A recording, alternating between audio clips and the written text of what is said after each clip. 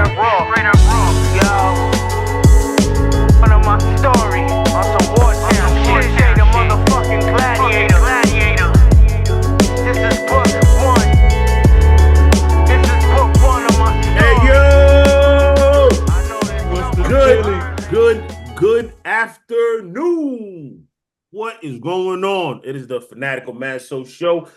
Show for the fanatics by fellow fanatics. We talk our ish about sports from a fan's perspective. You know how we do. We are not analysts. We do not play the game, but yet and still we have an opinion. So we're going to give it to y'all because everybody else does. So why not us? You know, I got my guys with me. King Saso down in D.C. on the program. What up? Marky with me. Obviously, Insane Lex. He's here. You know, I'm just merely Mizzo, man. What's going on, fellas? What it do? What up? Ain't nothing much, man. To all the mothers out there, we hope y'all had a good Mother's Day weekend. Father's Day's coming up too, father fellas. You know what I mean? We ain't forget about y'all too. But, you know, to all the moms, hope y'all weekend was great last week. Got everything we wanted. We appreciate all y'all. It's all love. All right. We got a great show for y'all today. NFL schedule drop. We're going to get into that. We're going to pick the division winners for the AFC and NFC South. NBA awards we're going to get into. A little bit of the playoff action. We're going to get into Harrison Butker. How do we feel about his comments or his speech? You know what I'm saying? Some of our answers probably going to shock you. Some of them might not. And we got one more. We got a couple off topics. Well, fun topics we're going to have some fun with. Who's the laughing stock of each sports league, the four major sports leagues, but who really should be, what team should be, I should say, and what animal that's extinct would you want to bring back? All right? So stick and stay. Keep it locked for that. We appreciate all your support. Before we do that, though, let me thank my sponsor. If you're looking to get a plate, Timothy D. Brunfield, Fat Boy the Chef on Instagram. Big Belly Barbecue is the name of his company.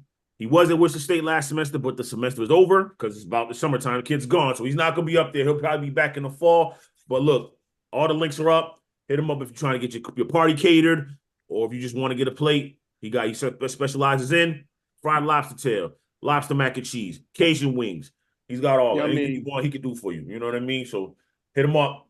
And if you're looking to get some gear, Young Fly Forever, my man C's Black, Charles Price is a government name, www.youngflyforever.com, young_fly_forever 508 is his handle on Instagram. Check him out. He's got clothes for men, women, kids, but he's just switching over to women, so shit might be over. So if you're a woman looking for clothes, go hit him up. But anyway, support the movement, support local, and as always, like, subscribe, share, comment, follow the wave. All right, let's get into it, fellas. Yeah, follow the wave. Let's get into it. All right. So let's pick some division. Matter of fact, let's do some little NBA real quick NBA. So as we stand right now, we have 2 Game 7s today. Knicks, Pacers, 3:30. 8 o'clock, we got the Timberwolves at the Denver Nuggets. Fellas, who wins? Lex, who wins? I'm going Timberwolves off top, Midwest shit, and the Pacers, Midwest shit. That's all I'm going to say. Not surprising. That's all I wanted. Go ahead, Marky. Saso, who wins? I think Minnesota wins, and I want the Knicks to win because they just, man, they need it. Saso, I agree. I agree with the Knicks, but until Timberwolves show me something, I have to pick the Nuggets tonight. Okay. Timberwolves are going to show you something tonight. Yeah. I'm gonna go. To be the champs, you gotta beat the champs. Exactly. We'll see. I like that bullet. I like that Bullets jersey though, bro. You brought it back. I like that. That's fly. I got I think the Pacers are more healthier. So I think from watching, I would see the Pacers, but I want to see the Knicks, Celtics, and man, give me Luka, Nikola Jokic. That's what we want. Give me Denver and the Mavericks in the conference finals. That's what I want to see there. Real talk. All right, but what do y'all think of that final play last night though? Was that a foul or not? For those who don't know, Dallas Mavericks closed out Oklahoma City Thunder last night. Dramatic fashion at the end, decided by the refs, but some say it was supposed to be. Luka drives, kicks it to P.J. Washington in the corner. Shea jumps a little early, comes down. He gets the ball, but then he gets his elbow. 3 free throws. He makes 2 of them, misses 1. Oklahoma City doesn't really have a chance to set up their offense. Game's over, series over. How y'all feel about it? I don't think it was a foul. I think they should have just let that go and just let them play, especially when it's down to the wire like that. I think they should have just let that go and just let go how it was supposed to. Me, that was almost like a do-over. You know what I mean? Like there is no do-overs in sports. You know what I'm saying? Once it's gone, it's gone. So I don't know. To me, I think that shit was kind of rigged a little bit. It just seemed out of the work. Like it just didn't seem right. You know what I'm saying? So I don't think it was, man. Gotcha. I agree. I mean, he hit the ball first. As far as I understand, you touch the ball, it's not a foul. I mean, regardless of how this goes. I mean, he hit the ball. I mean, just because he had a good grip on the ball and then he came down on his arm, not a foul. And not only that, if you want to call that in the first quarter, okay, I'm cool with that. But you want to call that at the end of the game? Come on, man. You got to let them play it out. It's the same way in every sports league. When these moments are this big, you need to let them play unless it's absolutely blatant. Yeah. So, well, as y'all stated earlier, it's a bang play, but I don't know. But only thing I know, Luka kicked it out. Brilliant play, very unselfish for him to kick it out for the guy to draw the foul. Okay. He did better than Nick Anderson. Hey, look, did better than Nick Anderson. Nick Anderson went 0 for 3. My man went 2 for 3. Hey, let's carry on, though. Yeah, you're bringing it back way too. You brought it back 30 years, bro. Nobody even, these kids don't know what you. Anyway, kids, go YouTube that. Look it up. Nick Anderson, famously in the 1995 NBA Finals, missed 4 free throws down the stretch. Allowed, I think it was Sam Cassell to hit to tie game tying 3, send it to overtime. Houston won the game, ultimately won the series in a sweep. It was ugly. Nick Anderson will never live that down. I don't think he's allowed in Orlando still to this day. Anyway, sorry, Nick. Yeah, man, I don't Still think catching strays 30 years later. For real. I don't think you see. I wouldn't have made that call, but I get it. I mean, it's part of the game. It happens, but I wouldn't have decided it that late. In that instance, great series, one of the better series of the playoffs. Now, my outlook for these, we'll talk about the Cavaliers. Also got demolished in 5 by the Celtics. Donovan Mitchell didn't play the last 3 games. My outlook on the Cavs. First, the Cavs. They got. If I'm in the Cavs fan, what do we do? Where are we going? If you sign Donovan Mitchell, Darius Garland wants out. But Donovan Mitchell ain't going to sign there. So now what do you got to do? You got to trade him. And now they're supposed to be kind of trying to trade Jared Allen. Jared Allen had a great season. Jared Allen had a good season. I mean, what did he do? Let me see. Let me look at his numbers real quick. Jared Allen had 16 and 10. Evan Mobley had 15 and 9. I would rock with Jared Allen more. Now, Evan Mobley had a great series against Boston. He had 33 points in that closeout game. He kept them in it. Me, I'm riding with them. So that's how I feel about the Cavs. As far as Oklahoma City Thunder, man, if I'm a fan, I'm cool with it. Let's progress now. We made it to the second round. Let's get somebody. Let's get some hype down low because they got out rebounded series. They got out rebounded by a lot by the Mavericks. You know what I'm saying? So I'm gonna give a shout out. I'm gonna give a shout out to Gafford, the landlord. He ain't on your team. He's not on your team anymore. He's on the Mavericks. But still, he down there. No, you know, we're not letting you do that. No. Yeah, you know I'm not letting you do that. He down there. No, okay, I'm just saying. No, but I'm not letting you do that. He ain't on your damn team. All right? I ain't no hater though. You ain't gotta hate. You ain't gotta hate. All right, let's move on. Yo, so let's do this. Let's go with the schedule. Forget it. We'll pick division winners next. NFL schedule was released on Wednesday. You know, that's becoming another holiday, another sports holiday, another thing you mark your calendar with. We got some great games. That's, Sunday night games. I mean, let me see. What do we got for the Sunday nighters? I mean, I see the Jets got 6 primetime games. 49ers got 6. Bills got 5. Eagles got 5. Chiefs got 7. Cowboys still have 6. Why? I don't know. You know what I mean? Marky's Falcons is on the marquee. So they're going to be under the bright lights of primetime. Kirk Cousins and all them coming to show out. So Kirk Cousins better show out. His primetime record ain't good, so I'm not looking forward to that. All right, so before we pick our games, what games we think of from each week that are intriguing, let's look at our schedules. Saso and I, we're Commanders fans, so we'll go first real quick. Saso, if I'm looking at it, we start with the Bucks, then we got the Giants, Bengals, Cardinals, Browns, Ravens. We got the Ravens. We're gonna get at Lexus Ravens. We got the Panthers. We got Wakil's Bears. We're going to get at them. Giants again. Steelers. We got the Eagles, obviously. Cowboys, Titans, Saints, Eagles. We got the Falcons. Week 8, 17. it's a flex game too. So you know what I mean. We might if we both good, that might be another primetime game, and then we end with the Cowboys like we always do. I'm not gonna give the record yet, but I'm not. Depending on the progress, man, I gotta see, man. I'm not feeling too good about the schedule, but I think we're gonna make a step up this year. We're gonna be closer than I think we're fighting for a wild card. I like our schedule. What do you think, Saso?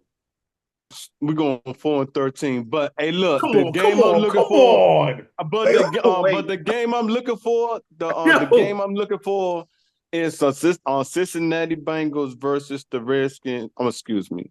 The Commanders You meant to on call them Monday the Night Redskins. Football. Okay, that's one. That's a good one. Did he just say 4-13? Yes, he just said 4-13. Yes, he said that. Damn. He told me, he told me that Friday when we talked, like about coming on the show, and I ain't believe him. I'm like, I ain't believe him.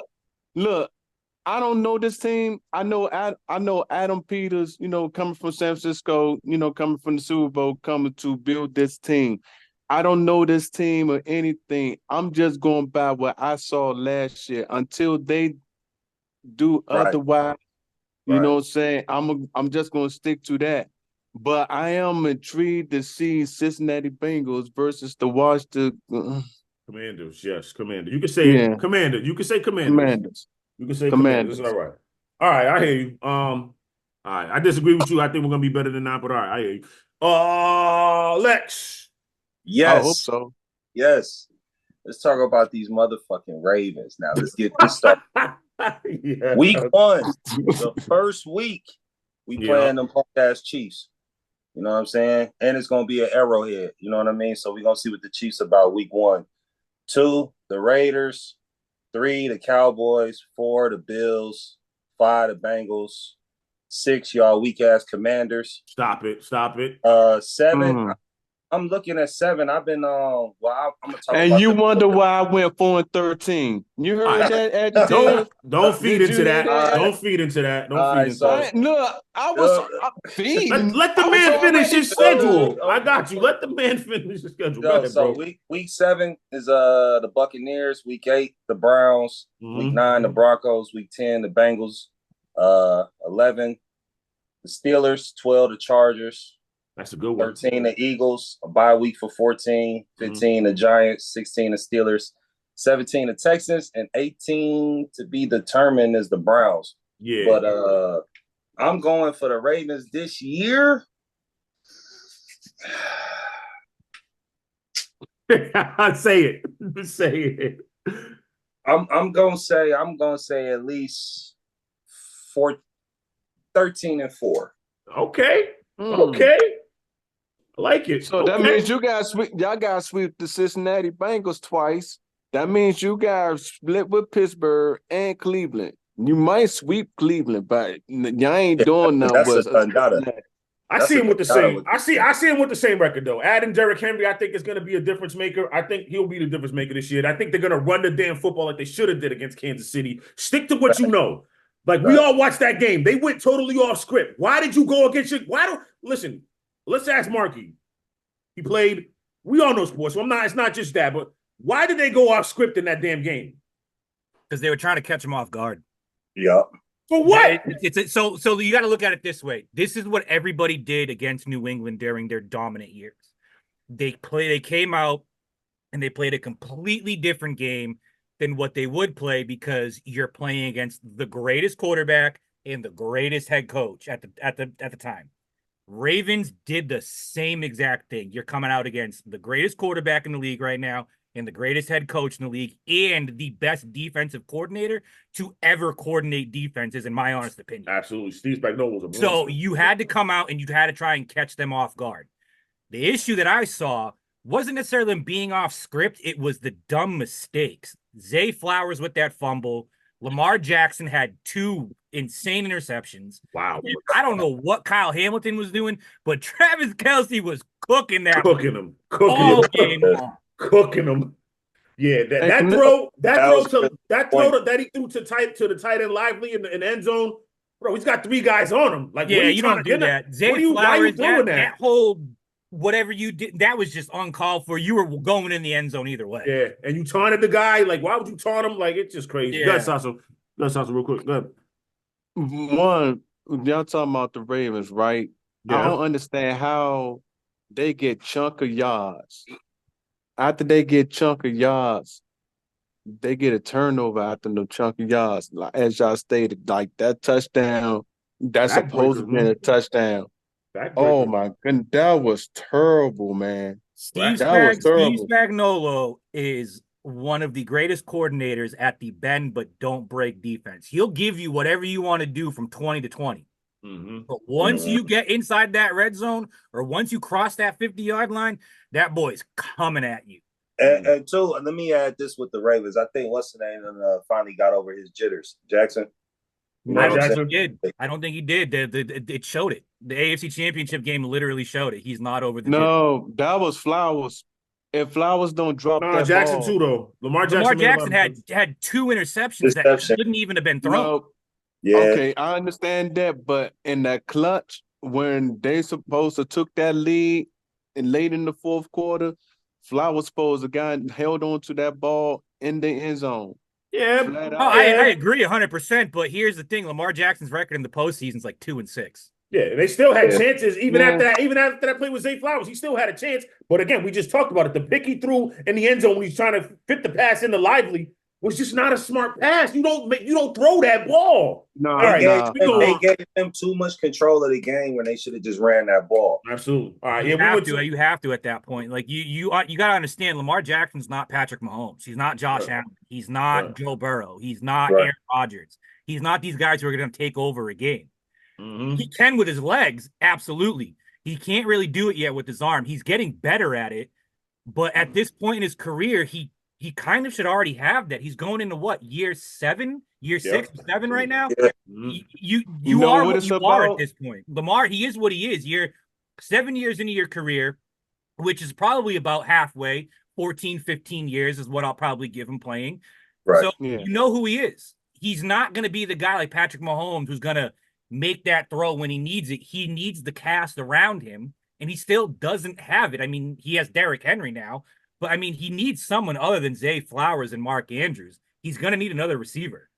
The fact that Baltimore is not making any moves for, like, dude, T. Higgins is screaming to get out of Cincinnati. So isn't Brandon Ayuk screaming at San Francisco. Like, come on, like, go make a move. Go get somebody. Yeah. You gotta understand. You gotta, like Brock Purdy. Lamar Jackson is, you gotta operate him like you operate Brock Purdy. He's got to play within the system. He's not going to make these, like Patrick Mahomes, out of the pocket, scramble, make those off-balance throws. He's not Josh Allen, who's going to lower his shoulder and take it for 30 yards. You got to do things to play to his strengths, which roll out, get speedy guys. You got Zay Flowers, but you need to get him a big target. Andrews has been hurt consistently the last couple of years. He needs someone else that he can get the ball to in the middle of the field. Yeah, I was saying, I meant Isaiah Likely. I was saying Lively, but it was Isaiah Likely. That's who it is. Hey, can I say this? Yeah, go ahead. It's about moments. Can I trust you in the fourth quarter? Yeah, got that from Stephen A. If I you throw in, and shout out to Stephen A. Hey, I don't care. I like dude. Shout out to the Knicks. I love Stephen A. Hey, look. Hey, look, check this out. It's about moments. Like, you can't throw interceptions like that. Expect for you to be known as a clutch player. Right. You have to be trusted. You have to be reliable, especially if you're in the red zone. That's all I wanted to say. Yeah. Lamar Jackson's had the number 1 seed twice in his career. Got bounced in his first playoff game with the 1 seed. Then you get beat at home in the AFC Championship game. I mean, you got to do that. You got to handle honestly, that. Lamar Jackson and Josh Allen are kind of on the same level when it comes to that. Pressure's on. When the pressure's on, these guys in the playoffs buckle. Yeah. But now the pressure's on. Now pressure's on for them to win. I mean, you talk about the wide receivers. I mean, you got Nelson Aguilar, Rashawn Bateman, Zay Flowers, Deontay Hardy. I mean, he went to Assumption, local kid, Worcester. Shout out. Tavion Robinson, Sean Ryan, Dayton Wade, and Devontae Park Walker. Obviously, that's North Carolina. Tez Walker might be the find that they need. He's a good wide receiver. So, but is there a guy that you can look at that receiving core? No. There's my go-to guy. Absolutely not. 3rd and 15 in the fourth quarter. You need a big play. You're down 3. Where are you going? Mark Andrews. Mark Andrews. If he's on the field. If he's on the field. All right, we talk too much about the Ravens. Let's, Marky, go ahead, bro. It's on you. Your Falcons. So, what it look like? We have an easy schedule. We have the easiest schedule based off wins, losses last year, but I don't see an easy schedule. Mm-hmm. Week 1, we have Pittsburgh. So return Arthur Smith. Let's go. There's a win. I'll give us that one. But here's where it gets tough. Philly, Kansas City, New Orleans, Tampa, Carolina, Seattle, Tampa, Dallas, New Orleans. We have 5 division games in 7 weeks, and we have to play Philly, Kansas City, and Dallas. That is a tough-ass stretch. We're losing to Philly. I'm excited to see the Kansas City game because it's in Atlanta. But again, I don't have faith in the defense to get it done. And then here comes the division stretch. New Orleans, Tampa, Carolina. We get a break with Seattle. Then we're back at Tampa. And then we got Dallas. Then we're back in New Orleans. Like, this schedule, and then going forward, we got Denver, the Chargers, Kirk Cousins' revenge game with the Vikings, the Raiders, the Giants, the Commanders, the Panthers. I don't see the playoffs in this. I don't, especially with that stretch. We need to win. Out of those 7 games, we need to win 5 of them. We're not winning 5 of those games. I don't see it with our defense. And not only that, so Kansas City, Philadelphia, Tampa are all primetime games. Kirk Cousins like 1-19. So again, if you're going based off the past, that's 3 losses for Kirk Cousins right there. And then you got to tell me we got to go to Carolina and then home against Seattle. Then we got to go into Tampa. Then we got to play Dallas at home. I see at best 10-7. At the worst 7-10. I see us falling at 8-9. And I think this is going to be a year where Arthur Blank is going to blow it up after year 1 if that happens. Wow. Due to the fact that you make this Michael Penix pick with the audacity to come out and say, we're never going to pick this high again, yada, yada, and you've done nothing to show that that's the case. Okay, you signed Kirk Cousins, 35 years old, off a torn Achilles. I like the signing, but what did we do defensively? Right. We lost everybody. Yeah, your focus is defense. 2 linebackers. We have no other corner opposite A.J. Terrell. Who are we going to put out? Clark Phillips, 5'8", 170? I'm picking on him all game. You got Kevin King. Kevin King, 6'3", Anthony Johnson. But Kevin King hasn't played a game since 2021, and last time we saw him, he got torched for like 200 yards. He's like, true. We're not. I don't see any. They're banking on Kirk Cousins probably throwing 40 touchdowns. This offense dropping 40 a game. But if that's your strategy, that's a bad strategy. All right, but maybe let's do this. Let's play devil's advocate. Maybe they're leaning on. They got a defensive guy this time. Arthur Smith was the offensive guy. What the hell is my man's name? Good Raheem Moore, defensive guy. He got some good. He got that Rams defense to play really well. Respectable. Yes, but if you compare the rosters, I really think that Rams defense on paper is still better than ours. Okay, but so let's see this. Say if they're just respectable with the offensive weapons that the Falcons have. I'm seeing 10-7. But look at the defenses we got to play. I got it. Are you really do you think the Bucs defense is that good now? They just you played them twice. They lost. It's division rivals. Everything goes out. There's the very trick in the NFC South. Everything goes out the window. I think you got 2 against this Carolina, and I think you got 2 against the Bucs. All right, so hell no, who's gonna cover Mike Evans? AJ Terrell gets cooked every time he plays Mike Evans. Who's gonna cover Chris Godwin? Who's going to cover Cade Otton? Who's going to stop Rashard White? I mean, if Baker doesn't do anything and build off last year, then yeah, you're right. But if Baker builds off last year, Tampa's the division winner. They still got a good defense. They still got great offensive weapons. I just don't see how you can look at Atlanta and be like, we're clear-cut favorites in this division. I mean, Carolina's garbage. But even New Orleans, okay, so you're not sold on Derek Carr. Derek Carr, first year with them, they still got a great defense. They still got weapons on the offensive side of the ball. Yeah. Like, we got weapons on the offensive side of the ball with no defense. Right. So that's my defense. Okay. All right. Oh wow. All right. I was about to I was about to say, what about will Michael Penix take over for Kirk Cousins? Nah, but that's not gonna never happen. mind. Can't do that. But yet. I'm gonna leave that. I'm gonna leave that alone because you was talking about the defense side of the ball. I'm gonna go ahead and leave that So alone. that's the thing with it. So the Michael Penix pick, you can't play him for the first 2 years because you literally just wasted $100 million. Absolutely. Yeah. Absolutely. Yeah.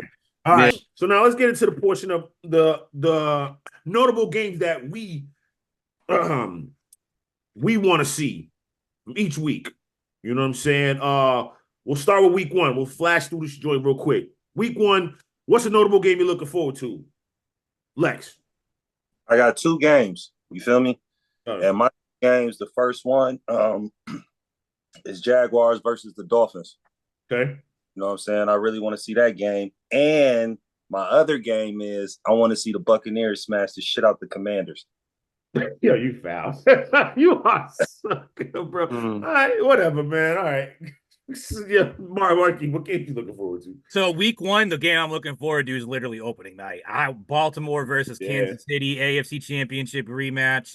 That's the game. Derrick Henry with the Ravens. Now, what I want to see is Baltimore do what they should have done in the AFC Championship game and run that ball. Got you. Myself, I'm looking for that's a good game, but I'm looking forward to the next night, Friday night football. Packers Eagles down in Brazil, in Rio. I'm trying to let's see what the Packers do. Jordan Love, you came on strong. Let's see how he does year 2. You know what I mean? It's a good opponent to start against the Eagles, so I'm looking forward to that. Saso, you got a game you looking forward to week 1? Yup. Yeah, I'm looking forward to Tampa Bay and Commanders. I want to go to sleep in the third quarter. Man, you better stop. You better stop, man. You gonna stop shitting on our team, dog. For real, bro. You gonna stop that. All right. Week 2. Game I'm looking forward to is Falcons Eagles, Monday Night Football. Let's go. Marky, what game you looking forward to? Buffalo, Miami. I want to see what Josh Allen can do against a good team without a number 1 receiver. Okay. I mean, you got Jalen Ramsey. Who's he gonna? He's locking down Keon Coleman, so somebody got to step up. All right, Saso, what are you looking forward to week 2? Week 2. Well, give me 3 matchups. I forgot. Lex, what you got? I'll give you one. I used to be a fan of them back when I was a shorty, but I want to see what these Las Vegas Raiders gonna do with the Ravens week 2. All right. So Saso, we got 3. I picked 3. So you take one of these. I took either other than the Falcons Eagles, they got Saints Cowboys I'm looking forward to, and Bucks Lions. Which one you want? Which one you want to see? Oh, Bucks and Lions. All right, I like cool. that one. Got you. Week 3. So what game you looking forward to, Marky? Week 3. That's going to be our biggest test of the season. Atlanta at home against Kansas City. That's what I'm looking forward to. If we lose this game, gonna be a blowout. I'm cool with losing the game, but it's got to be 34-31, 28-24. It's got to be close. If we lose 35-3, this season's over. All right. I agree. I'm looking forward to that one. That's the game I'm looking forward to. So we got the other 3 games I picked besides the Chiefs, Falcons, Steelers, Chargers, Ravens, Cowboys. Which game you looking forward to? Raiders, Cowboys. Got you. Lex. Yo, Ravens against the Cowboys. I want to see that. All right. Week 4. I got Chiefs Chargers. Let's see. Jim Harbaugh against Andy Reid. First matchup. Let's see how they do now. Let's see if Justin Herbert cannot be that guy who routinely fumbles all over himself, especially against the Chiefs down the stretch. Let's see how this. Obviously, Jim Harbaugh is a more competent coach, I think, than Brandon Staley. I'm looking forward to that game. Mark, what you looking forward to week 4? CJ Stroud versus Trevor Lawrence. Houston versus Jacksonville. Wow. The new look Texans versus the Jags, man. You know, that's what I'm looking forward to. I want to see I want to see a shootout. All right. Lex, what you got? Shit. Ravens gets the Bills. Okay. All right. Yo, so I had either the Rams Bears or the Eagles and Bucks? Who we play week 4? Let me look it back up. Hold on a second, man. Give me 1 minute. We got hold on, bro. So we got the Cardinals in week 4. No, that's the week game. I like that one. That the Jaguars and Houston Texans. That's a damn. Gotcha. All right, week 5. So I'm looking forward to Bucks Falcons. Let's see how this goes. I'm looking forward to Bucks Falcons week 5. Alex, what are you looking forward to week 5? I'm still looking a little bit, man. Week 5. Yeah. I'm pretty much going with whoever, you know what I'm saying? I pretty much go with the Ravens. I want to see what they're going to do this year, man. Like, they whole little schedule. Like, I want to see them on top this year. No bullshit, no mistakes. All right, Marky, what's up? I got Baltimore, Cincinnati, week 5, Joe Burrow versus Lamar Jackson. That's what I want to see. I'm not in the AFC North, just divisional games are always dogfights. Got you. Mm-hmm. Saso, we got either Chiefs Saints Monday night or Cowboys Steelers Sunday night. Which one you going with? Cowboys Steelers Sunday night. Oh, correct the spun. Week 3, Cincinnati Bengals and Commanders. That's what you going with? Yeah. There you go. All right. Week 6. So I got 3 different matchups that I'm picking from, but it was Jags Bears, either Browns Eagles, Lions Cowboys. I'm going Lions Cowboys. Lions getting revenge. They should have won last year. They lost. I'm going Lions Cowboys that one. Mark, who you got? Buffalo versus New York. Josh Allen versus Aaron Rodgers. Yeah. Yeah, boy. Their first matchup. All right. Sasu, what game you want to pick from any of them games from that I said in week 6? Jags, Bears, or Browns, Eagles? Browns, Eagles. Yeah, Browns, Eagles. Yeah, Deshaun Watson against Jalen Hurts. Let's see if Deshaun Watson gets it done. Yeah. And yeah, I like that game. That's a good game. Lex, I want to see this the NFC South. I want to see the Buccaneers and Saints. Okay. Week 7. So I had either Browns, Bengals, Texans, Packers, Chiefs, 49ers. I'm going Texans, Packers, man. I want to see that game. That's who I have. 2 young stars, Texans, Packers. I have C.J. Stroud, Jordan Love. That's what I want to see. Yeah. Let's see that. So, Sasha, you got either Bengals, Browns, Chiefs, 49ers. Chiefs 49. I like that one right there. Chiefs 49ers game. Bob Purdy versus Patrick Mahomes. Lex.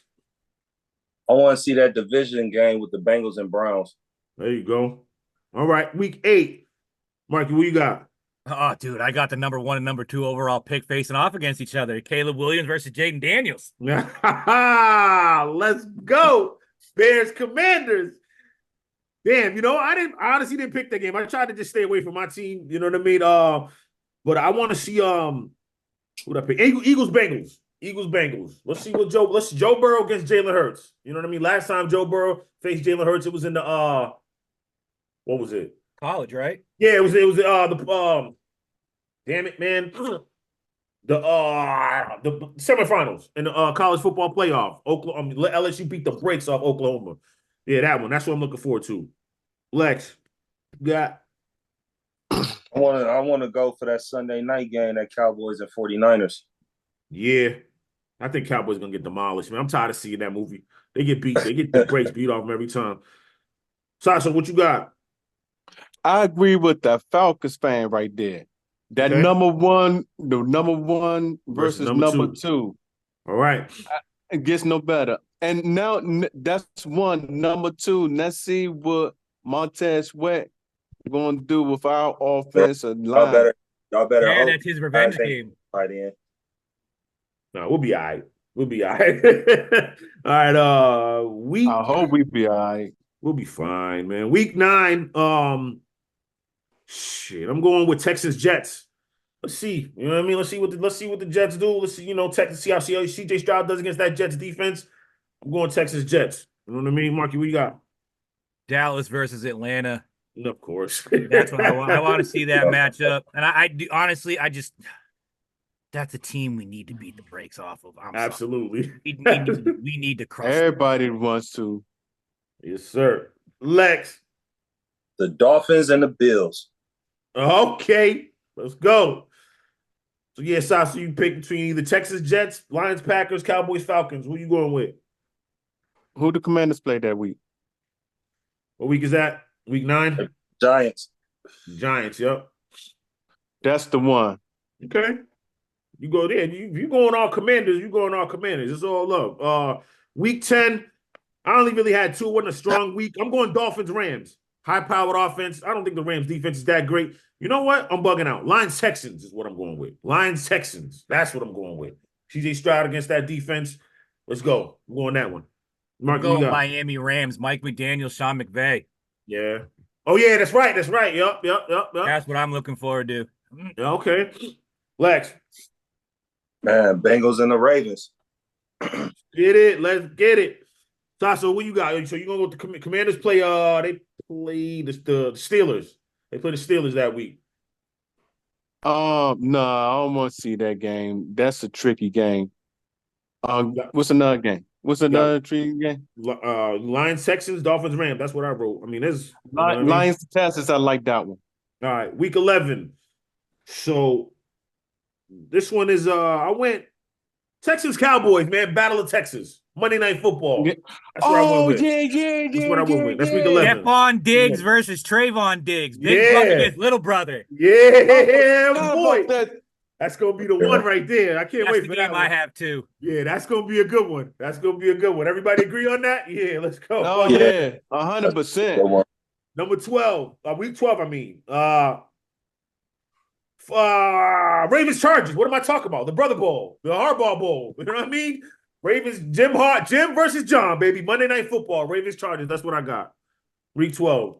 Mark, I got San Francisco, Green Bay, Mike LaFleur, Kyle Shanahan, Brock Purdy, Jordan Love. That's what I wrote. Rematch too. 49. Packers should have beat the 49ers last year. They should have beat them.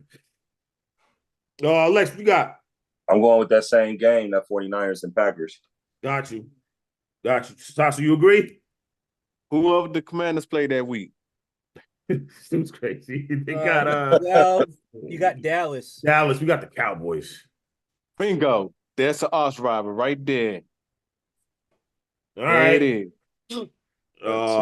13. I got Chargers Falcons, man. I want to see what this is. This is gonna be a big test. It's obviously gonna be a big game. We get into the home stretch. Chargers Falcons that week. Over Philly, Baltimore? Yeah, I don't want to see that, but Lamar Jackson and those I know. But I know, but I want to see that. I want to see that Chargers Falcons, man. I'll be looking at your Falcons a lot, not just because I just want to see. I want to see something too. I want to see us do something. It's been a while, but I can't. Jalen Hurts, Lamar Jackson. That's gonna be a good one. That's got to be a game. Isn't that the Sunday nighter? I could be wrong. That's not the Sunday nighter, right? I think they are. I think they are the primetime game. Yeah, so yeah, I'm gonna watch it anyway. That's gonna be, you know what I mean. But Lex, what are you looking forward to week 13? That Giants and Cowboys. Okay. Saso, we played the Titans that week. Nah, I like the Giants and Cowboys game. All right. I like that game. Week 14. Week 14, I got the Packers Lions. I was gonna say Bears 49ers, but I got you know what? Yeah, Bears 49ers actually what I see. Caleb Williams against that defense. That's intriguing. Bears 49ers what I got. Mark Cousins versus Minnesota. Oh yeah, revenge game. That's what I got. That's the game I'm looking forward to. The revenge game. Minnesota. His replacement, JJ McCarthy. Looking for revenge. Summer 16. Playing dirty, not clean. Let's go. Saso, who you got? Revenge game? No, we play the Saints that week. Yeah, but Saints come marching in. I'm going, I like that game right there. Lex. Love that chicken for $5. I want to see the Seahawks and the Cardinals. Good one. It's a good one. Yeah. Good one. Marvin Harrison Jr. You know what I mean? See what happens. All right. Week 15. I got the Bills Lions, man. Let's see. Bills Lions. I got Bills Lions. All right. Lex, so you got week 15. 15. I got the Ravens and the Giants. Good one. So good one. Saso, we play. Is it the Eagles? We play the Eagles. Oh yeah. Oh I think you yeah, got that's 5 the here, one. Eagles. Jane Dane versus Jalen Hurts. That's the one. All right. Hopefully. 16, I got Rams Jets. Let's see, Rams. No, you know what? 49ers Dolphins. 49ers Dolphins what I got. That's what I'm going with. Oh yeah. Who you got, Marky? What week is it? 15? 16. Oh, CJ Stroud versus Patrick Mahomes. Oh, yup. Texans Chiefs. Ooh. Chiefs. Let's go. You agree with that, Saso? Texas Chiefs. No, because I don't trust the Texans in that game. All right, so you got Rams Jets. I got Rams Jets, 49ers Dolphins, or Saints Packers. Which one you going with? Saints Packers. Lex. Buccaneers and Cowboys. That's a good one. All right, we ain't gonna do week 18, so we'll finish with week 17. Let's go with, because we don't really know. Everything's to be determined. So I'm gonna go with Jets Bills. That might be Lions 49ers. My bad. Lions 49ers Monday Night Football. Revenge game. Possible playoff preview. That's what I'm going with. Lions 49ers. I got the same one. NFC Championship rematch where Detroit should have won that originally. Yep. Lex, who you got? I'm gonna have to go with what week? 18? 17. 17? I'm gonna go with that that Cowboys and Eagles. Not your Ravens against the Texans? I'm not worried about the Texans. Okay. Okay. Wow. So I'll throw out a week 18 game. Caleb Williams and Jordan Love, the young Bucks going at it. Okay. All All right. Hey, I like that Cowboys Eagles joint too, but who we play 17? Falcons. Play the Falcons. Yeah, we're gonna beat the brace out the Falcons. We should have lost last year. My bad. We only lost because fucking Desmond Ritter's just not that good of a quarterback. Let's just call it that. All right, y'all. That was great. When we come back from the break, we're gonna pick our division winners for the AFC, NFC South. We're gonna get into Harrison Butker and Scotty Scheffler, along with laughing stocks of each league, who we think is the laughing stock, who should be the laughing stock. And we're obviously going to get into animals that are extinct that we want to see come back to life. Stick and stay, Fanatical Massholes Show. Like, subscribe, share, comment. Marky, Saso, Lex, your boy Mizzo. We'll be right back after this. Don't touch that, whatever YouTube channel. My pencil, couldn't stand my pen, dreaded instrumentals. You don't know what that'll do to a mental, especially when you only trying to do what you meant to. For that, I'm down to send you what I've been through. Here's where I draw the line straight, no stencil. I'm in a war, ain't no making amends to it. Hurts. I wish respecting the gift will lift the curse. It's up like sniffing lines and down like popping a purse. This my story and I'm sticking to it. I'ma chase the fucking money till I catch him to it. Indeed. Welcome back to the Fanatical Massholes Show. Guys, Marky, Saso, Lex, Miz, we still rocking with y'all. All right, fellas, let's pick division winners for AFC and NFC, the South. We'll go start with the NFC, AFC. So, let's see here. Texans, they added some pieces, man. Steph Diggs, Joe Mixon, Danielle Hunter. Decent draft as well. When you add Bullocks, tight end Stowe, you add Jamal Hill, defensive tackle, what's his name? Ladarius Henderson from Michigan, or offensive tackle, from Michigan. Jaguars, they had Mac Jones, Gabe Davis, Devin Duvernay. I don't even know why I mentioned Mac Jones. But anyway, Devin Duvernay. I like the addition of Eric Armstead. That's going to be great. I like Ronald Darby. I'm a fan of Ronald Darby. He moves around a lot. I don't know why he does, but I like Ronald Darby. I like Trey Flowers, in addition to what they did in the draft. Then you go down to the Colts. Not much for additions, man.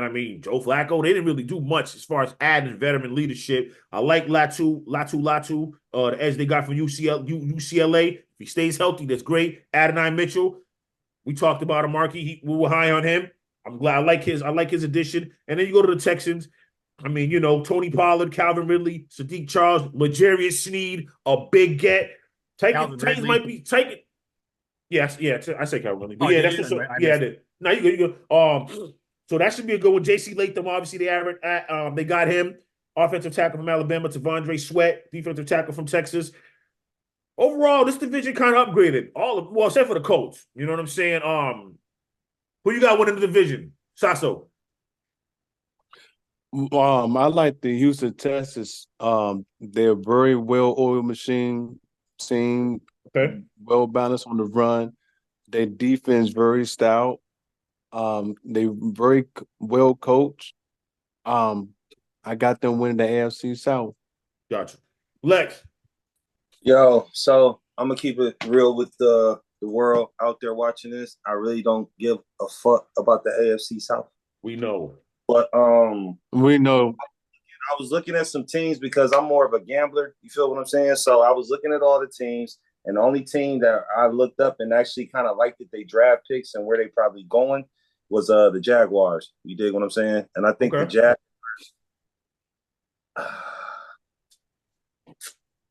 I mean, that's the only real team because the other teams I really don't know. Oh, my bad. We talking about AFC or NFC? AFC. AFC. You were right. What you got winning? Okay. So yeah, I'm gonna kind of go with them. The Jags, cool. I got you, brother. All right, Marky. I'm gonna say the Jags right now. Yeah, we're gonna. I gotta see how Joe Mixon and Steph Diggs fit in Houston. Okay. If they fit and they fit well, they'll win this division. If it's up and down, kind of a seesaw, there's no chemistry really building between Stroud and Diggs, and Mixon is just averaging 3 yards a carry, the Jaguars are going to run away with this division. But if both those boys show up and Will Anderson steps up with Danielle Hunter opposite him, I think this could be Houston, but right now I'm taking Jacksonville. Got it. So let me ask y'all a question. I have a question. So y'all saying to me that's good.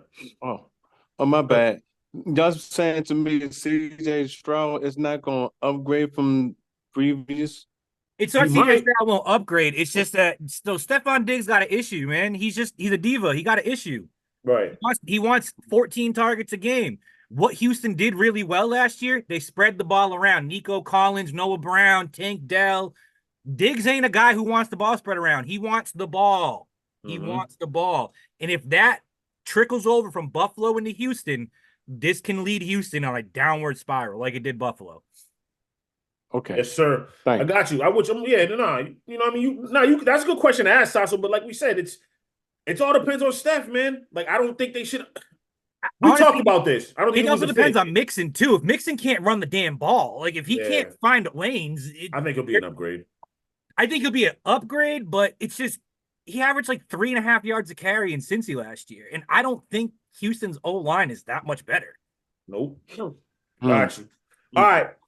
I'm gonna pick I'm going with the Texans still. You know what I mean? I'm going with the Texans. I still, even though I think that about Steph Diggs, I think the structure there is a little better. I'm not saying Buffalo's wasn't, but I think the structure there is going to be good. I am concerned about it, though. If the structure's right, and I believe it's going to be, the Miko Ryans keeping together. I like what they got going on down there. In spite of Steph Diggs, I'm going with the Houston Texans. I got the Houston Texans doing it. All right. NFC South now. Bucks made a couple upgrades. That's what it's going to come down to. Can D'Amico Ryans keep these guys all intact? Right. Right. So the Bucks. Damn, was I was NFC South. The Bucks. Bryce Hall, Jordan Whitehead. You know, some draft picks as well that they made. Who is it? They got like the kid Bucky Irvin out of Oregon. They got Graham Barton, the center from Duke. So you know, to protect Baker Mayfield. Saints made some additions. Equimania St. Brown, Cedric Wilson. Chase Young is going to be the kind of wild card. I mean, he was highly touted coming out of college. This is his third team. They say he's got a neck injury that's going to be lingering. Damn, Chase, man. I love Chase Young too, man. Even though he's not on the team no more, this is tough. This is tough, man. I feel bad for Chase Young. We'll see. Obviously, they drafted Spencer Rattler at quarterback. Kool-Aid McKinstry, great pickup. So I'm liking their picks. And when we get to the Falcons, we talked about this a lot. So, you know what I mean? Kirk Cousins, Rondell Moore, Darnell Mooney. I like that. I obviously drafted Michael Penix Jr., Ruka Rowe, defensive tackle, from Clemson, Braden Trice, Ed from Washington. You know, I mean, it goes, you know, I like what they did offensively is what I want to say. Basically, that's it. Panthers, Rashad Penny, Deontay Johnson, Kayvon Chason, Jadeveon Clowney. That's another one. Like, why is Jadeveon Clowney on another team? Like, bro, come on, man. That's crazy. Xavier Leggett, is a good pickup. I like it. You know what I mean? Things like that. You gonna say something, Marky? Oh no, I'm all right. Anyway, so we'll start with you, bro. Who you got winning the division? Even though you teased it last segment. I'll tell you this right now. I still, until Atlanta shows me on field that they can do this, this is Tampa's division. Okay. I'm going to be a realist here. I mean, we've had high expectations the last 3 years, and we have them again. Until we meet those expectations, we are what we are, 7-10. I got the Falcons. I believe in them. I believe in Raheem Morris, Kirk Cousins if he stays healthy. I believe. Again, I believe what you're saying, Marky. Defensively, it's going to be. We'll put up. I think they'll be respectable. That's what I'm saying. I think they're going to be respectable. I don't think they're going to be what they were last year defensively, but I think they're going to outscore teams enough to get to 10-7 and win that division. I think 9 or 10 wins get you that division. We need a pass rush. We got to get a pass rush going, and we have no safety opposite Jesse Bates. We have no corners outside of AJ Terrell. We have Nate Landman and Caden Ellis at linebacker, and then at defensive line we got Arnold Ebiketie, who so far has been a bust. Grady Jarrett's coming back, but he's getting up there in age, torn ACL. David Onyemata played really well last year, but we don't have anyone that can rush. Both our leading sacks artists last year, gone. Bud Dupree, Calais Campbell, 6.5 sacks each, both gone. Yep. We'll win this division if Trice and Dolores step up. We're going to need those two dudes to have 8-9 sacks in their rookie year. I'm about to say, rookie season, that's tough. that that's doesn't tough. happen. I mean, we can put up 34 points, but if they put up 38, it don't really matter. Absolutely. Lex, who you got winning the division? Once again, this is another division that I do not pay attention to. You're not supposed to. But I'm gonna have to go. I'm gonna ride with the Buccaneers. That's they shit. You know what I'm saying? I'm looking at their picks. It seemed like they picked a nice little. They focus more on their offensive line. You know what I'm saying? Offensive picks. So it looked like they trying to protect their quarterback. So I'm gonna roll with the Buccaneers on this one and win that division. Gotcha. All right, Saso, who you got? Same thing he's saying, but I'm gonna go out the limb and say the Carolina Panthers. I think Young gonna have a breakout year. I know he's slumping this rookie season. I mean, the best did it. Peyton Manning struggling this rookie season. I don't want to name other people because I can't name them off this top. But you know what I'm saying? I think it's gonna be a breakout year for him. Okay, I like it. I like the confidence. I like that. Say it with your chest, brother. All right. Next topic. So now let's get a little, I ain't even gonna say serious, man. This is an opinion-based show. This is the show where I like to say, talk your shit. You know what I'm saying? We talk our shit. Talk your shit unapologetic. Damn, why can't I say this damn word? I can't say the word. Anyway, yes, thank you. I wanted somebody to correct me. Y'all just sat there and let me fumble all over myself. That word right there. You know what I'm saying? Exactly. Coming on strong. That word right there, unedited, unfiltered, talk your issue. Everybody who comes on this show, no one's going to be silenced. Talk your shit. It ain't hurt my feelings. It shouldn't hurt anybody's feelings. I want that. So now let's get into Harrison Butker. I'm going to play some of the clips of what he said. Let's get to about the minute mark. Hold on. Let me cue it up for y'all. Give me 1 second. We'll react to that, and we'll go from there. Successfully making it to this achievement today. I'm sure your high school graduate society throughout the COVID fiasco and how you missed out on so many milestones the rest of us older people you guys hear that for granted. Yeah. Played a large role throughout your formative years. It is not unique. Bad policies and poor leadership have negatively impacted major life issues. Things like abortion, IVF, surrogacy, euthanasia, as well as a growing support for degenerate cultural values in media, all stem from the pervasiveness of disorder. Our own nation is led by a man who publicly and proudly proclaims his Catholic faith, but at the same time is delusional enough to make the sign of the cross during a pro-abortion rally. He has been so vocal in his support for the murder of innocent babies that I'm sure to many people, it appears that you can be both Catholic and pro-choice. He is not alone. All right. So if you heard what he said, he's basically saying that he doesn't agree with anything that this administration is doing. Basically implying that they're saying that they're okay with killing babies, even though Biden is a Catholic. Pretty sure Biden he's pro-choice. From what I'm saying, he said that. And I want to just say I'm glad he said this stuff. Talk your talk. You know what I mean? What do we feel about Harrison Butker? I don't care who's first. Go ahead, Lex. He said, I mean, let's just bust this down, man. You know what I'm saying? I've been involved with women back in my high school days who went and had abortions. You feel what I'm saying? So ultimately, I think it's up to the woman's choice. I think he's trying to make it a little bit too political and putting them on a platform by saying if they're doing this, they shouldn't feel like this. You know what I'm saying? Ultimately, it's up to a woman to decide what she wants to do with her body. You dig what I'm saying? So I think, but you know, when it comes to politics, they always try to throw some religion in it. If you throw religion in it, then it's easier to gain people to follow you, or it's easier for you to get inside their head when you're speaking a language of a spiritual faith that they're into or they have knowledge of. You dig what I'm saying? So he's also at a religious school doing this. So yeah, it's a Catholic school open doing this. Exactly. Harrison, it should be some separation between school and government, because you should have a choice on what your kids should be being taught. You dig what I'm saying?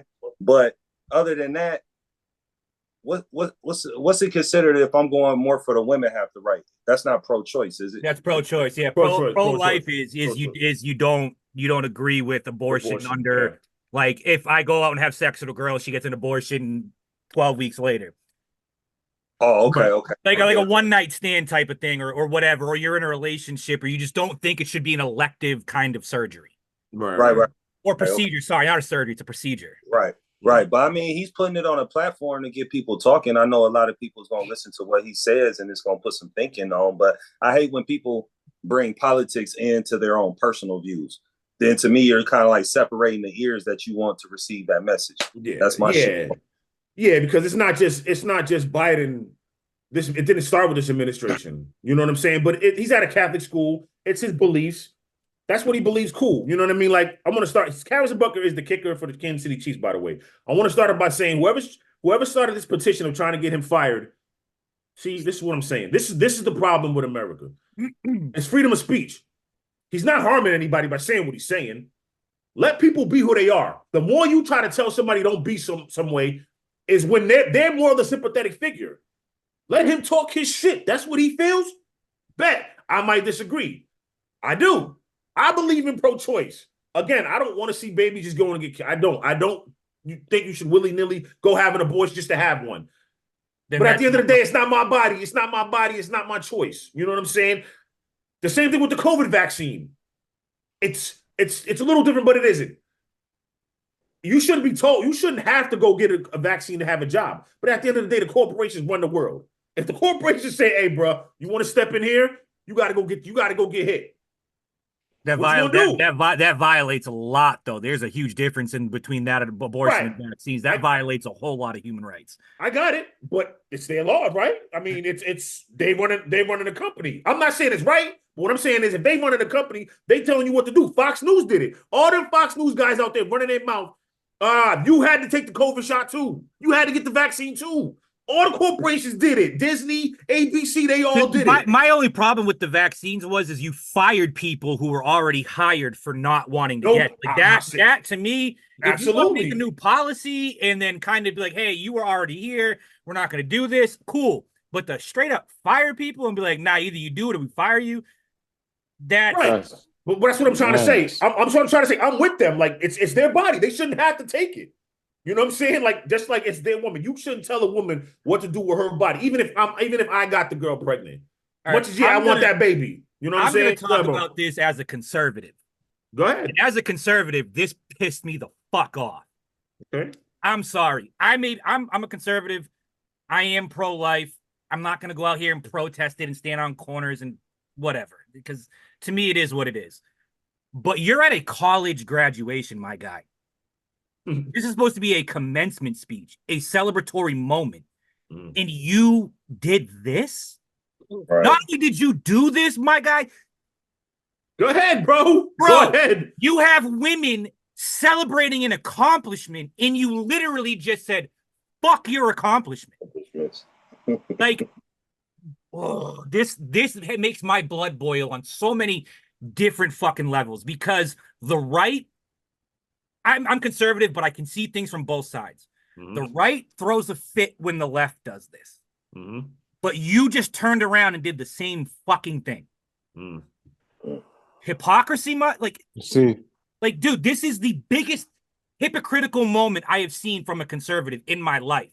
And I get it. This is at a religious school. It's a private school. He was talking to the right audience, but you're supposed to be celebrating this moment for these kids.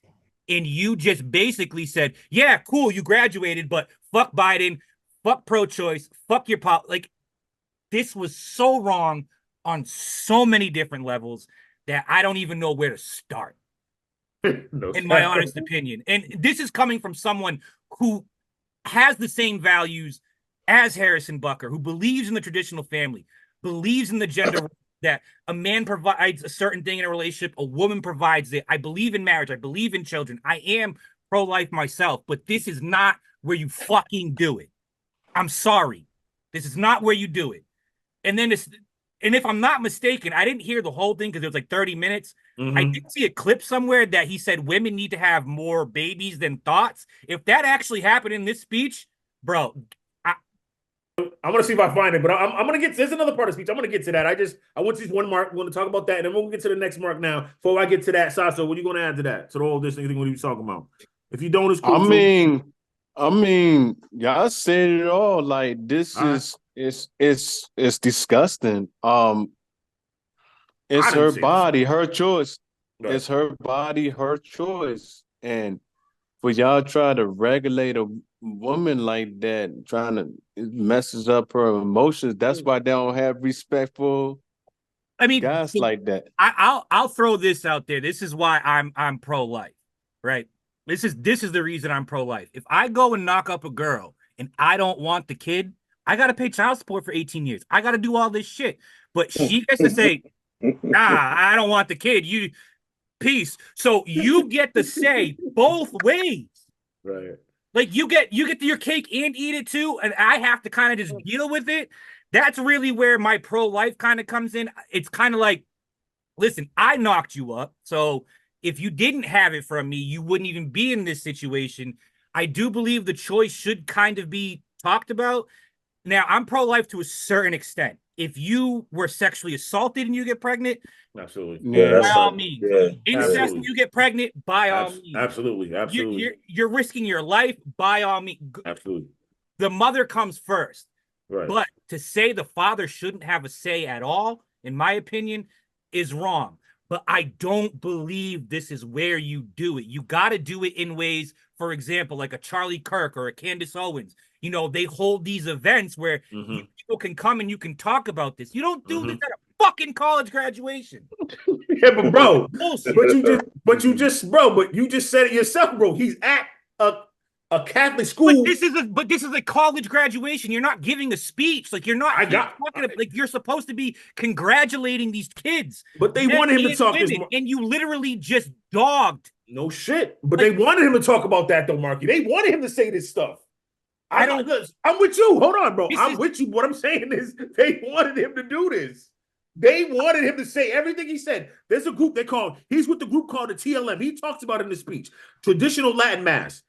Now, and I didn't read too much up on it, but in some ways they're banned or they're not with all of the whole Catholic organization. It's a whole other thing and a whole other show. But to end the abortion part of what he said, I'm agreeing with you. I'm pro-life. I mean, I'm not pro-life. I'm pro-choice, but I agree with you on the stage that maybe you shouldn't have said it here because there are women who just graduated and aren't thinking, they're thinking family, but maybe down the line somewhere. You shitted on him. Yeah, you shitted on him. You basically kind of took him and dragged him back into the 21st century. That's my fucking problem. Where you're supposed to be celebrating, you drag them. Right. And that's where this really pissed me the fuck off. Got you. I get it. I get your beliefs, man. Cool. Talk your shit. Talk your beliefs. But you don't do it in this particular moment. Right. This is not where you do it. And it was wrong. Yes, sir. All right, here we go. Let's see when he gets to the marriage part. Here we go. Some of you may go on to lead successful careers in the world, but I would venture to guess that the majority of you are most excited about your marriage and the children you will bring into this world. I can tell you that my beautiful wife, Isabel, would be the first to say that her life truly started when she began living her vocation as a wife and as a mother. I'm on this stage today and able to be the man I am because I have a wife who leans into her vocation. I'm beyond blessed with the many talents God has given me, but it cannot be overstated that all of my success is made possible because a girl I met in band class back in middle school. All right, he got a little emotional thinking about his wife. You know what I'm saying? Yo, Saso, fix your camera, bro. You out of the camera, Saso. Get back up in your camera. Oh, there you go. So we got a little emotional there when he's talking about his wife. I mean, listen, I'm gonna kick it off. I mean, you're suggesting that they're gonna think that again. If every woman in that room believed in the way he's thinking from a Catholic level or just a level, cool. But I gotta say, there's gotta be one or two women that are not thinking, I might be the biggest computer tech in the world, investment firm company making millions of dollars, but I'm mostly thinking about what I'm gonna be a wife. I don't know if they're all thinking like that. You know what I'm saying? I'm not saying you shouldn't. I'm not saying marriage isn't great. It is. I don't know. I just think, you know what I'm saying? But again, this is the setting that they put him in. This is the setting they want him to be in to talk his shit. They gave him the platform right here. That's where I'm coming from with that. I just think, I don't know. As a conservative, I've never been so fucking mad at a conservative in my life when it comes to this situation. Like, dude, again, back to this again. I know women during COVID who were in hospitals watching people fucking die on a daily basis, loved ones that couldn't see, like this. Yeah, bro. Next, dude. Go ahead, bro. Talk it, man. That's what this is for. That's what this is. Someone needs to come out and fucking dog walk him.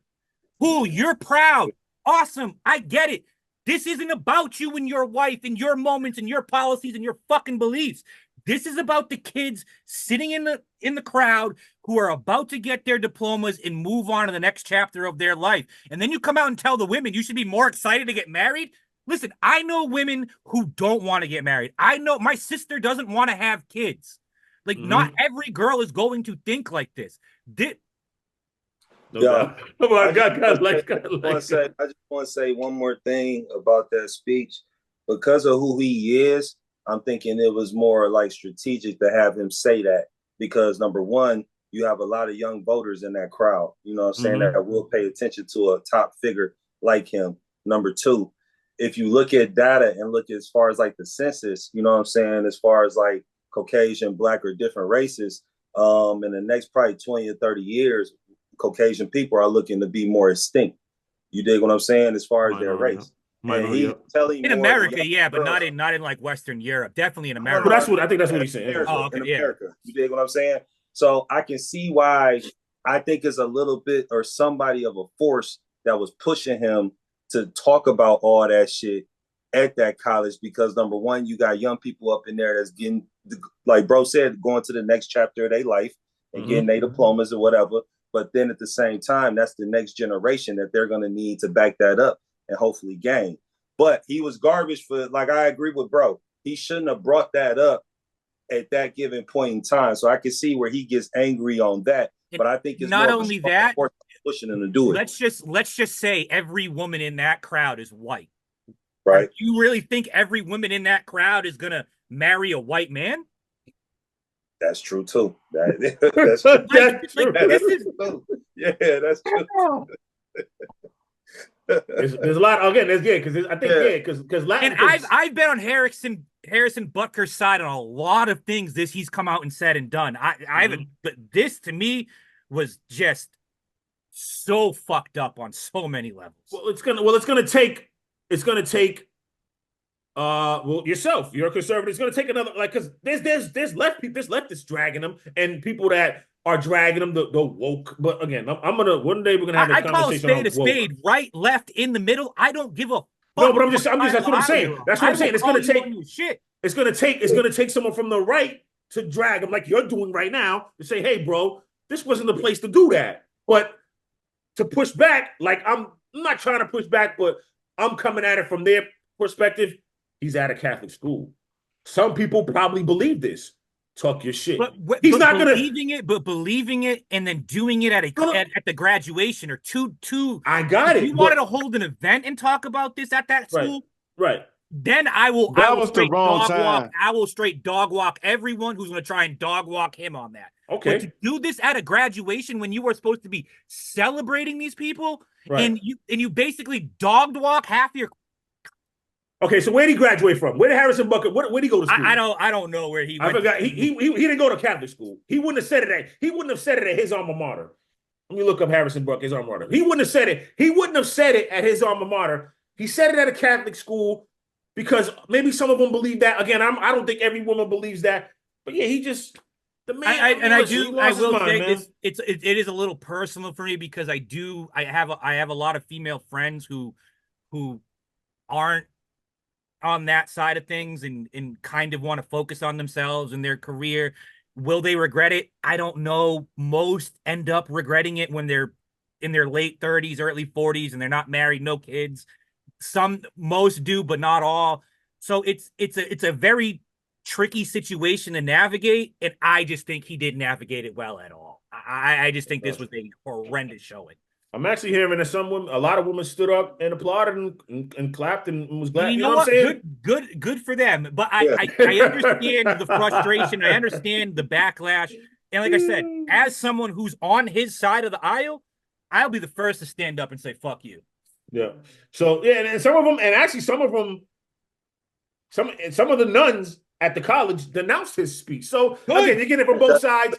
Yeah. You're getting it from both sides, you know what I'm saying? The more why I brought it up because a lot of sports networks did not talk about it. But I only heard it on one station, Fox Sports, the Odd Couple, Chris Broussard and Rob Parker, shout out to them. They spoke about it. No one else has, but we are because we're not afraid to talk about it. The moral of this is basically to say, look, we're going to disagree with you. We might drag you, but that does not mean stop talking your shit. Talk your shit, Harrison Butker. That definitely wasn't the right time. I know you on, bro. I'm not saying. You know what I'm saying? I know every one of us that is on this camera right now feel the same way when it comes to talking your shit. Talk it, bro. Talk it. If you believe that, talk it, but stand on it. Harrison Butker's standing on his business. He's standing on Catholic business right now. That's what he's doing. Good, dude. I applaud anyone who stands on business, and I'll stand on. And like I said, I'm standing on my business. Right. Absolutely. Fuck him. I'll stand on that through and through. I'll say if I ever see him, I'll say it to him. Like, straight up. Like this is. We're not challenging. We're not questioning you. We're not questioning what you. I think what you mad at, it was the wrong place, wrong time. Yeah, that's basically the premise. That's my premise. This is the wrong place, the wrong time for it. If you want to do something like this, do something the way Charlie Kirk, Candace Owens, Ben Shapiro, Michael Knowles, even I don't know a lot of leftist ones. I don't really listen to them, but they hold specific events at colleges to open to talk about this. He didn't even, and here's the thing, there was no talking. This was just him talking shit and bouncing. Stand on your business in front of everyone. Stay there for the rest of it. Ben Shapiro, all these guys, they'll tell you your beliefs. You cut the microphone, talk your shit back, and they'll still stand on their business. This is not the place for it. This is a college graduation celebrating kids. Moving on to the next chapter. You don't talk about politics. You don't talk about your personal beliefs. You congratulate these kids and say, hey, if this is what you're looking forward to, great. Don't tell them this is what you should look forward to or what you have to look forward to or this is the best, because that's not the case for everybody. Right. I got you. Yeah, that's what's up. I mean, yeah, it's moral of the story. He went to Georgia Tech, by the way. Moral of the story, you talking shit. We disagree. You know, he's going to now have to talk about it now. You know what I mean? Because a lot of women are now making fun of him. There's TikToks all out about him. They're all over him on social media. But I will say, to everybody who's wishing that petitioning for him to lose his job, y'all are bozos. That's bad. Yeah, you're a bozo. Y'all a bozo. You're a bozo. You can be pissed off about it. I'm not sitting here and screaming again about to kick him out. Bozo. You got how many guys in the NFL still playing that beat their wife? I can name off the top of my head right now. Tyreek Hill. You're right. You're right. I mean, how many murderers do we have in there? How many? Rashee Rice. Yeah. I mean, like, he's about to be in trouble. He's in trouble for a minute. He's out. So you can't, if you're not going to kick these guys out for doing heinous shit, you can't kick him off. You're not kicking this guy out. This is just everybody wants to bring everything back in the day. Shit. You know what I mean? Clothes come back. Some people love the America back in, again, we can just, the whole Make America Great thing. That's a whole nother subject. Not because I'm scared to talk about it.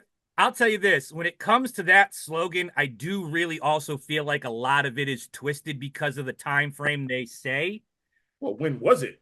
That's the thing. That's a whole other topic. They're talking about economically and like traditional family. They're not talking politically. They're not talking about, get rid of civil rights, get rid of this. They're talking about like mom, dad in the house. Back in 50s, 60s, 70s, like 95% of households, black, white, whatever, they were all together. Had a mom and dad. Now it's like 40%. So that's what I think. That's what I think is more so the movement that they're trying to talk about. But again, it's a good ploy on the other side to say, hey, well, you're talking about this. You can't leave out this. Yeah. Right. So right. That's because that also happened. That also happened. Exactly. Right. Yeah. But I got you. You're right. I got you. Oh, well, that's valid. We got stuff to do. Listen, fans, listen, I know y'all want to hear sports, but we talk about all this shit too. He's a sports figure, so that's why we're really talking about it. But we'll talk about everything. We talk about everything. We ain't afraid to talk about everything. All right. Let's talk about Scotty Scheffler real quick. So he's arrested. I think so. Let's see who was more than wrong. He was arrested. Basically, what happened was a person was tragically killed. Rest in peace to that person, which didn't happen, hit by a shuttle bus.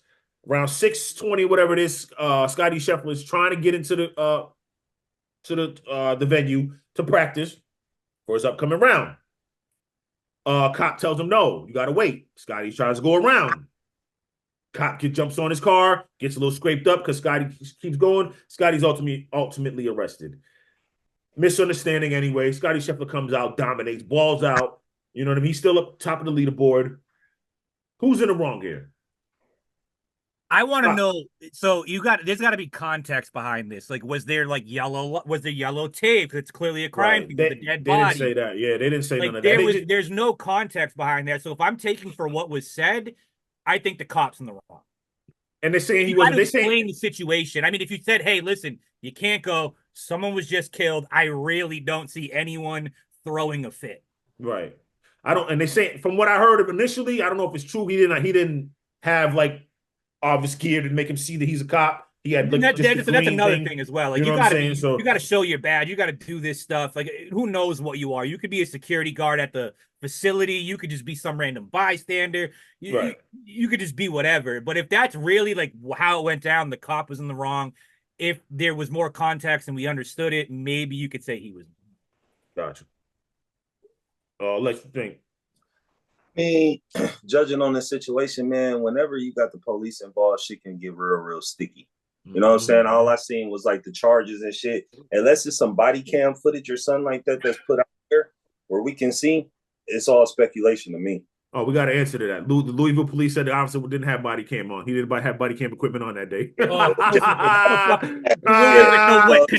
Where's this? Kentucky? So Louisville? Oh, yeah, Louisville. Yeah, these motherfuckers don't have body cams down there. So, yeah, it's a stupid situation. Shouldn't have happened. Man, yeah, man. It's crazy, man. Just crazy situation, man. Anyway, Scotty's doing his thing. It'll be resolved soon, but yeah, it's wild, man. It's wild what's going on in this world these days. All right. Now let's have a little fun, man. Let's get into my bad, Saso. What a way to get him off the top rank. But he was number one. He's still number one. He ain't gonna lose his number one ranking because he got arrested.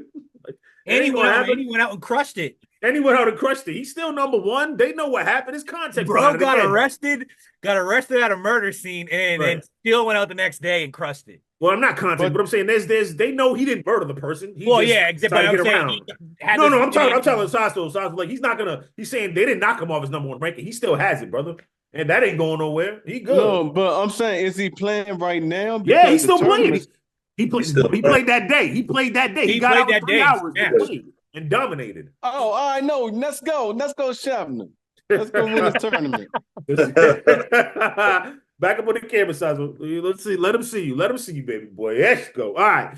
Laughing stock of each league now.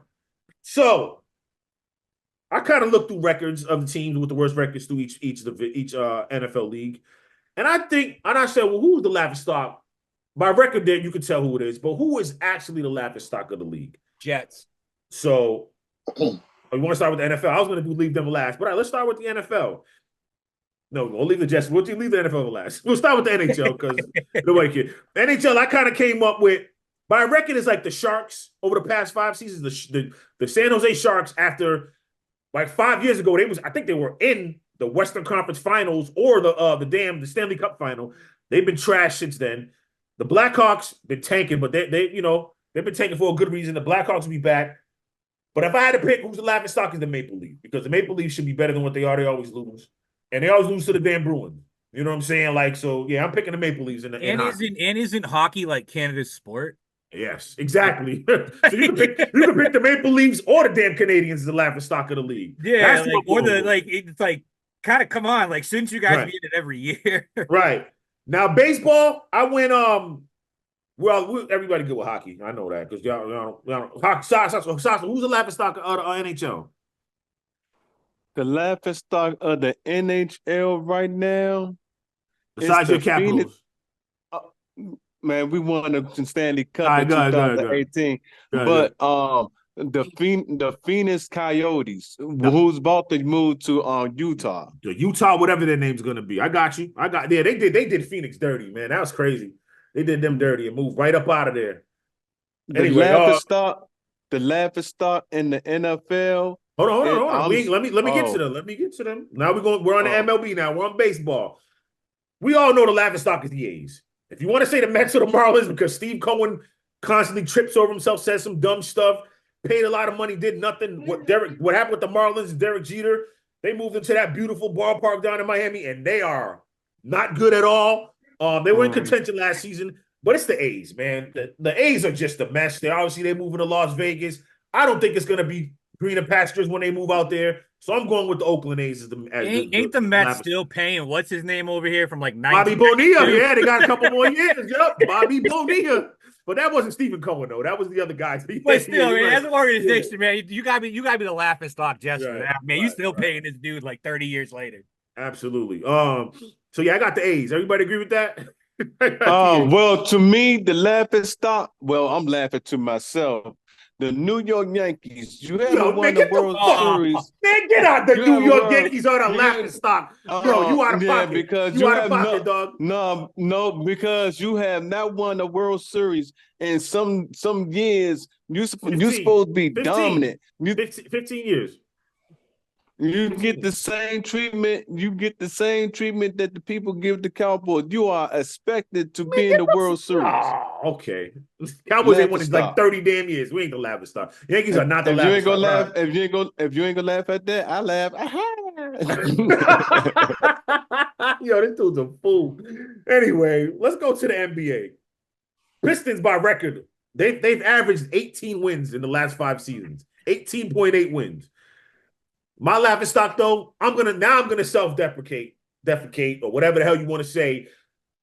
The team in back, my Brooklyn Nets are the laughing stock of the league because what they did and the debacle that happened 2 or 3 years ago when we thought in 2019 we was on our way. We made it to the playoffs finally. We had a good coach, Kenny Atkinson. We bring over Kyrie Irving, Kevin Durant. Let's go trade. But they fired Kenny Atkinson because they didn't want to play for him. They bring in Steve Nash because they really don't need a coach. And then you go trade for James Harden. You trade away pieces that are doing their thing. Jared Allen was a big piece for us. Traded him away. He's beasting in Cleveland. Karis LeVert was great. But actually was a blessing in disguise because Karis LeVert found out he had an internal injury, like with his liver or something. If he was in Brooklyn, he would never took that physical. It might have been worse. But either way, what Sean Marks has done has been an abomination, man. And I'm trying to get this man a chance. But yeah, it's not only that, not only did you fail with, and then he got fleeced the first time with Billy. Yeah, King. with Ray out with Kevin Garnett, Paul Pierce, and them. You got fleeced. KD, Ben Simmons, James Harden, and look what happened with James Harden. Now we don't have our own picks for the next couple years. But luckily we have Phoenix. We have Phoenix picks. We have some picks from Phoenix, and we have some picks, I think, believe from Philly. So we have some picks, but we don't have our own. Like, come on, man. That's sort of laughing stock to me of the NBA. Who y'all got? Who do you got? Well, me, it's the Washington Wizards. I'm still celebrating 46 years since we won the championship. Got Wes Unseld on the back. Got him on the back. He got him on his back. Go ahead, boy. Show that Wes Unseld. Show that Wes Unseld. We can't really see it, but go ahead. Show you got sugar in your joint. Move the sugar out the camera, bro. So that's crazy. Yo, Lex, who you got still laughing stock of the league, bro? Yo, I only got one team, and that's for the NFL, the 2007 Miami Dolphins that went 1-15 that season. And their squad was only consisted of Cleo Lemon, Ronnie Brown, Reagan Mayus, Marty Butker, Ted Glenn Jr., David Martin, some different little names, but they only went 1-15. They was like the laughing stock that year. Like the Dolphins just couldn't do shit that year. So that's what I found quick, fast, in a hurry for the worstest, the fucked up team. Got you. All right. Yeah, so we on NFL now. All right. So I statistically, but over the last 5 years, you can either go to Bears, Panthers, or our Commanders. But me and Marky agree, it's the Jets. You guys got to be the Jets. Mark Sanchez, Zach Wilson. I mean, you guys, the Jets haven't done anything since Joe Namath, and even Joe Namath wasn't that good. Right. But absolutely. The laughing stock should be the Dallas Cowboys. Every year, we them boys. We're going to the Super Bowl. Y'all see? They haven't Let them finish. Sniffed an NFC Championship game since like 96. No doubt. And then you get the doors blown off by the Packers at home. The youngest offense in the league dropped 48 on your head, and you had like a top 5 defense. Crazy. No, it's not number one. They're number one everywhere. Offense, defense. Yeah. No See? doubt. Yeah, see how that came in full circle? You see how that came in full circle? Yeah, sure. Yankees, Cowboys. No, when was the last time? No, bro, no. We're gonna have a better record than the National. Here's why you can't say the Yankees. They've won like half the World Series ever played. Right. Dallas has won 3 Super Bowls, and they were all in the 90s, and they didn't do shit. They got 5. Oh, they got 5. Sorry, they got 5. But they haven't done shit since the 90s. But every year, the Dallas Cowboys are always talked about as America's team, the number one team, the best team. And the Yankees is the most popular team. But too. Yankees got like 20 World Series. But I'm saying they've gotten to the ALCS since they won the World Series. Dallas Cowboys haven't even got to the championship game. So no, it ain't the same. But they made the playoffs. They won the regular season game. Saso, they just got the doors blown off of my Green Bay, one of the youngest teams in the league. And not only that, Yankees fans aren't Cowboys fans. Right. Cowboys fans are outrageous. Delusional. Every year they're winning the title. Delusional. The most delusional fan base in all of sports is the Dallas Cowboy fan base. Yes, sir. You know what? Guess what? You got me on that one because they do. We going to the Super Bowl, they don't go nowhere. But the Yankees do. But see, we didn't see anything of the Yankees, going to the next step in the World Series as expected. When I saw growing up, they was always in the World Series. Well, we got 31 wins right now. We doing all right. You know what I mean? We're keeping up at the top of the league. We busting tail without Garrett Cole, without the Martian, Jason Dominguez, and I'm trying to see. Don't talk no baseball. I'm trying to talk about the Brewers though, but we're gonna take that on a whole nother level though. Brewers are trash. Anyway, and I'm trying to see Juan Soto. I would love to see Juan Soto in the World Series. He made a difference. Yeah, he won the World Series with the Nationals. I would love to see him win it with the Nationals. I mean, with the Yankees. Thank you. Appreciate that. All right, let's finish off with this, man. Another crazy, funny topic. So, I was curious, man. I ran across an article the other day where I think it's the northern white rhinoceros or African white rhinoceros was just declared extinct. They've been talking about it for a few months. Now it's finally extinct. So I was looking up and I said, what animal would I want to bring back that is extinct? I'm going to go first. The Tasmanian tiger. Native to Australia, Tasmania, and New Guinea, the Tasmanian tiger was a large carnivorous marsupial not related to tigers. The creature had the appearance of a medium to large sized dog. It weighed 30 kilograms with a nose to tail length of almost 2 meters, with dark stripes gave it a tiger-like appearance. It is believed to have been hunted to extinction. This was encouraged by bounties, but human encroachment into its habitat, the introduction of dogs, and disease could also have contributed. The last wild Tasmanian tiger was killed between 1910 and 1920. The last captive one dying in Hobart Zoo in Tasmania in 1936. Damn, man.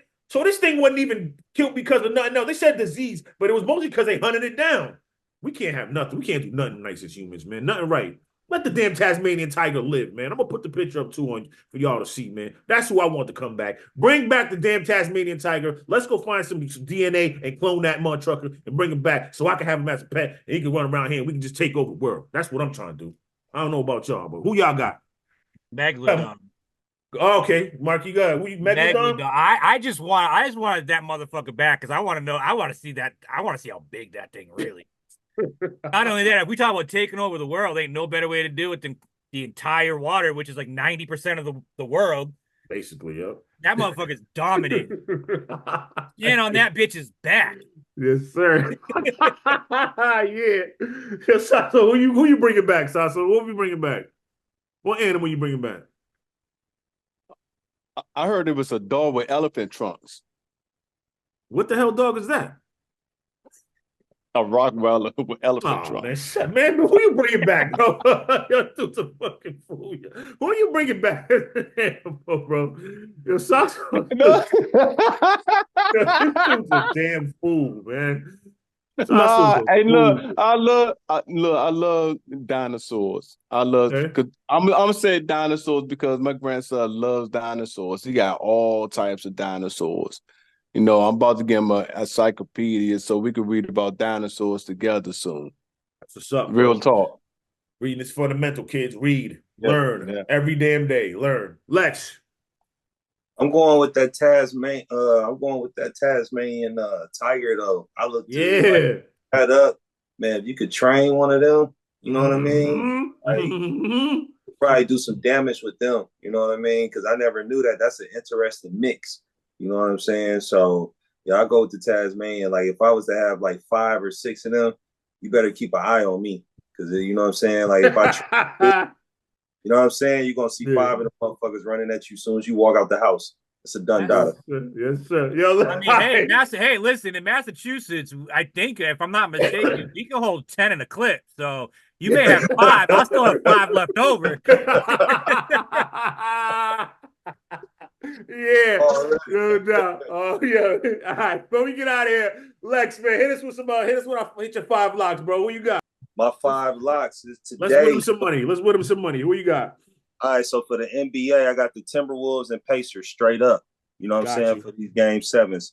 And then for the AHL, if you didn't know, I'm a Milwaukee Admiral fan. Right now they playing the Grand Rapids Griffins. You know what I'm saying? And they playoffs. I'm going for them, but they don't play until the tomorrow. So I'm going for them, Milwaukee Admirals straight up. Then you got the NHL. I got the Edmonton Oilers against Vancouver. I'm going for them straight up. You dig what I'm saying? And then that's pretty much my picks. And shout out to the Brewers, 27-18. I'm going for them today. They play the Astros today. You know what I'm saying? They just won the last game, so I'm going for the Brewers straight up. They win in the division right now. Shout out to Joaquin Supreme. He ain't on here for me to talk my shit. The Cubs just lost, I think, like 2 or 3 straight. Nah, they won last night though. They won on the walk. Yeah, you're right. They did. Yeah, they won on the walk-off last night. But yeah, but at the same time, the Brewers is still top of that Central Division. It's on and popping. Those are my picks all straight up. Let's go. And if you win you some money, you know what to do. Send them some money. God damn it. You know what I'm saying? We drink Modelo over here. You know what I'm saying?